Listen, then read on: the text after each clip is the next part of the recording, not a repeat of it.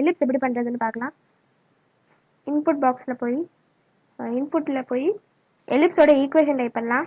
எலிப்ஸோட equation வந்து X minus 1 the whole square by 9 is equal plus y minus 2 the whole square by 4 is equal to 1. So இது வந்து நம்ம எலிப்ஸோட equation. Ellipse வந்துருச்சு. இப்போ இந்த எலிப்ஸை நம்ம எலிப்ஸ்னு ரீநேம் பண்ணிட்டு இன்புட் ஃபார்மில் மாற்றிடலாம். இன்புட் ஃபார்ம் மாற்றியாச்சு. Now rename it to ellipse. ELLIPS.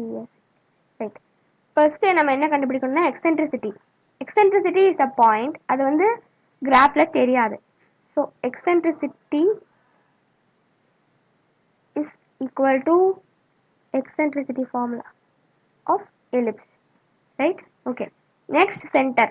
So center is equal to center of ellipse. Next வந்து 4C.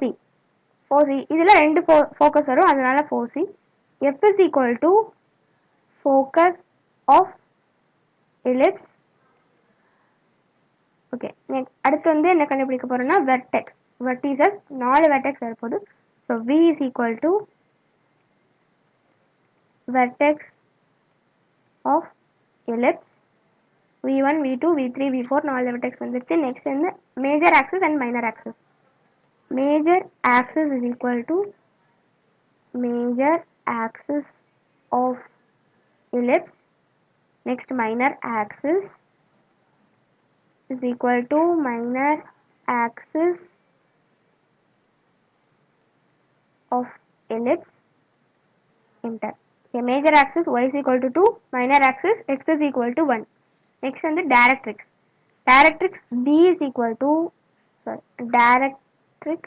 okay. Directrix is equal to directrix of ellipse. Directrix 1 2 வந்திருக்கு, ரெண்டுமே 2 directrix. Next lattice rectum. Lattice rectumக்கு perpendicular line tool use பண்ணி ஃபோக்கஸும் major ஆக்சிஸையும் click பண்ணணும். Fனு வந்திருக்கு, அது lattice rectum 1. Next வந்து focus 2வையும் major ஆக்சிஸையும் click பண்ணணும். Gனு வந்திருக்கு, இது lattice rectum 2. இந்த ரெண்டையுமே lattice rectum 1 அடுத்தது lattice rectum 2 அப்படின்னு ரீநேம் பண்ணிக்கலாம். lattice rectum 2. Right. Next we are going to find out what is the length of lattice rectum. So length of lattice rectum கண்டுபிடிக்கிறதுக்கு intersect tool use பண்ணுங்க.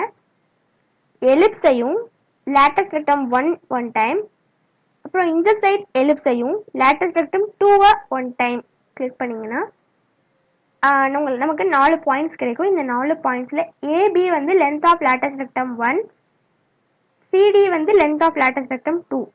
So இந்த focus 1லையும் lattice rectum 1லையும் எலிப்ஸ்லையும் எந்த 2 point intersect ஆயிருக்கோ அது LLR1. lattice rectum 2லையும் எலிப்ஸ்லையும் எந்தெந்த point intersect ஆயிருக்கோ அது LLR2. So LLR1 is equal to distance formula use பண்ணணும். distance of A, B பண்ணீங்கன்னா அது LLR1. then LLR2 is equal to distance of C, D. இது வந்து length of lattice rectum 2. So length of lattice rectum கண்டுபிடிச்சிட்டோம் 2.67. That's all for this ellipse. Thank you.